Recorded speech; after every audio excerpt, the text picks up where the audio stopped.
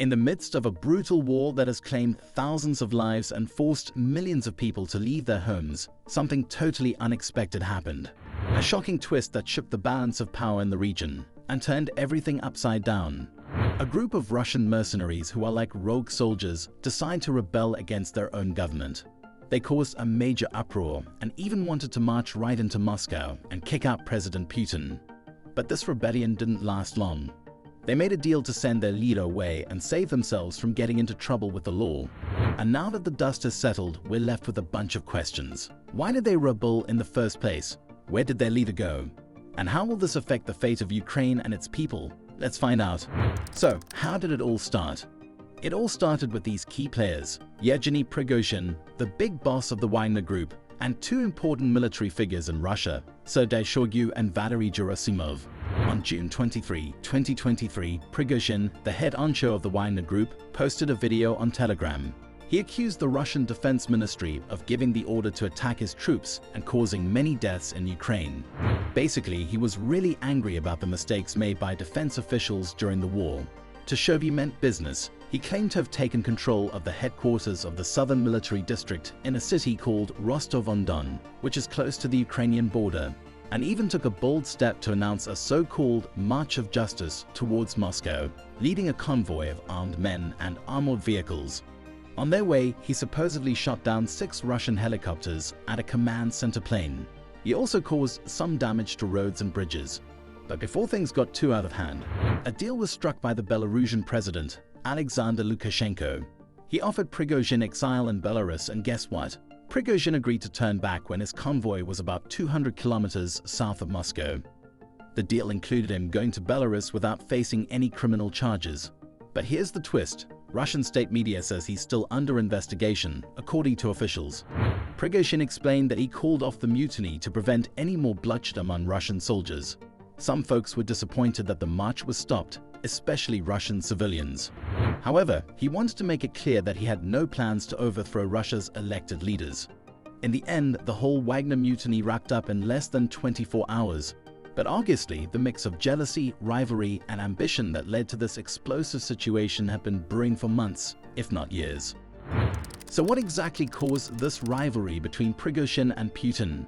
Prigozhin, who used to be a bit of a troublemaker and spent time in prison back in the 1980s, he is actually a creation of the Kremlin, owing his massive wealth to none other than President Vladimir Putin himself.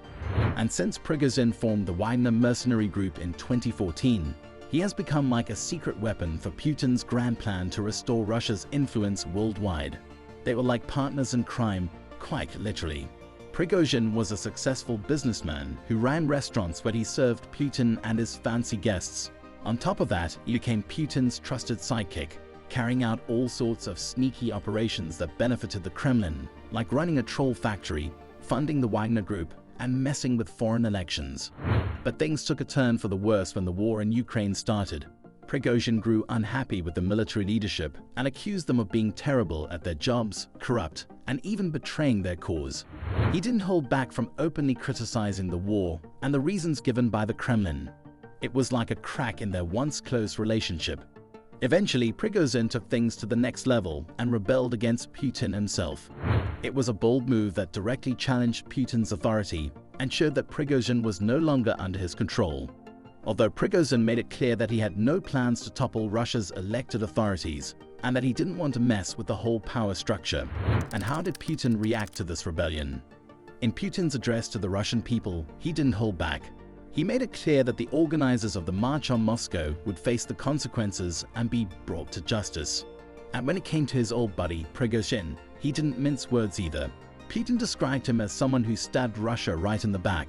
Putin also mentioned that he would keep his promise to let the Wagner troops who didn't spill any fratricidal blood go to Belarus. So it seems like there was a bit of a mixed message there. But here's the interesting part. Some analysts and observers weren't too impressed with Putin's reaction. They felt that it was weak and showed a loss of control and credibility on his part. What's Putin's next move?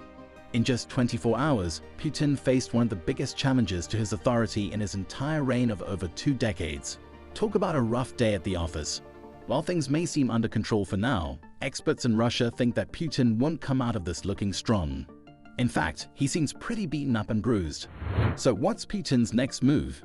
It's a tough one to predict, but some think he might retaliate in one way or another. He might choose to take military action against Ukraine or crack down on those who haven't been supportive within Russia itself. Putin might also try to repress any dissent or opposition within his regime and society. He could go after those involved in or supportive of the rebellion. On the other hand, he might also attempt to negotiate with Prigozhin and Lukashenko to secure their loyalty and cooperation. Or he could spin the whole rebellion as an external threat or a betrayal. He'll rally his supporters and the public around his leadership and his war efforts as a strategic move to regain control and show that he's still in charge. But how will this rebellion affect the fate of Ukraine and its people? There are both positive and negative outcomes that could arise from this situation. On the bright side, the rebellion has the potential to expose the weaknesses and instability of Russia's political system and military power. It's like shining a light on their vulnerabilities. This could create an opportunity for peace talks to take place, especially as casualties continue to mount. Plus, it might give a boost to the morale and confidence of the Ukrainian forces. They've been going head-to-head with the Wagner group, which is considered one of Russia's toughest and most well-equipped military forces. So, a little confidence boost goes a long way. But hold on, there's a flip side to this coin. The rebellion could also escalate the violence and tension in the region. Putin might feel the need to reassert his authority and legitimacy by launching more attacks on Ukraine. That's definitely not what anyone wants to see. It could also lead to more suffering and displacement for innocent civilians caught in the crossfire. The whole situation becomes even more uncertain and unpredictable. Nobody knows what the future holds for this war or how it will ultimately play out. This rebellion could also have some sneaky effects that we can't even see coming. One of the potential impacts could be on domestic politics and public opinion in both Russia and Ukraine. This rebellion could stir things up and make people rethink their views and choices. It's like shaking the political landscape. This rebellion could also mess with regional and global security. It could change how Russia interacts with other countries like the EU, the US, China, Turkey, and Belarus. Relationships could get rocky or even shift altogether. The economic and social development of both countries could also be affected. Trade, investments, energy deals, infrastructure projects, and even human rights could all be influenced by this rebellion. This rebellion has the potential to send ripples far and wide, affecting things we can't even imagine.